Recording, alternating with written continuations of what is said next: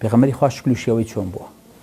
سوبحان الله ئافرەتێک یەک جار کە پێغەمبەری خوا بینێ معبەد لە کاتێکە پێغەمبەری خوا لە کۆچایە لەگەڵ ئەبوو بەکرا بە شێوەیە تەسەور و تەسویری پێغەمبەری خوا کە سەڵ سەلەم کە بۆ مێردەکەی باسەکە مێردەکەی کە دوایە شێ لە مەدینەی گرێ ئیدۆزێت و ئیمانی پێهێنێ بە کەسی تر ناپرسێمەچێ. سبحان الله، یعنی ئەو نەجوان بووە ئەو صفەتەش نەقڵ کراوە. سەحابەکان کە لەگەڵ پێغەمبەر ئافرەت چکە زۆر دقیقە لە نەقڵکردنی ڕسمە. ئەم ئافرەتەش مسلمان نەبووە هێشتا یەک جار ئەم پێغەمبەرا بینە سەڵ سەلەم ڕێک سوورەکەی نەقڵەکە جوانترین صفەتیش نەقڵ کرا بێ ئافرەتە نەقڵی کردەوە.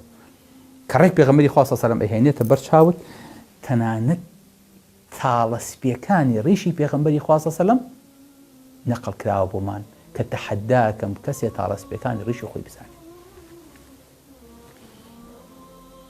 حەبە تاڵی سپی لە ڕیش پێغەمبەری خوای هەبوون سەڵ سەلەم. ئەمە چییە بۆ خاتی خوا تا ئەو حەدە؟ بەڵێ تا ئەو حەدە. پێغەمبەری خوا جلوبەرگی چۆن بوون؟ چی لەبەر کردووە؟ پێغەمبەری خوا ڕۆیشتنەکەی چۆن بووە؟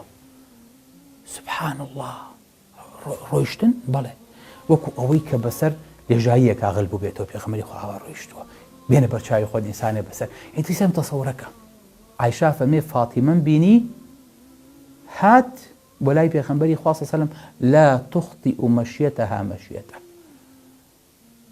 ڕۆیشتنەکەی هەڵەی نەبوو لەگەڵ ڕۆیشتنی پێغەمبەری خوایە.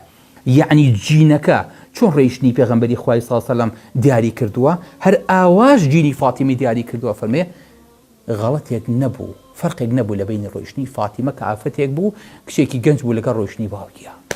الله، هەتا ئەو حەدە، بەڵێ تا ئەو حەدە.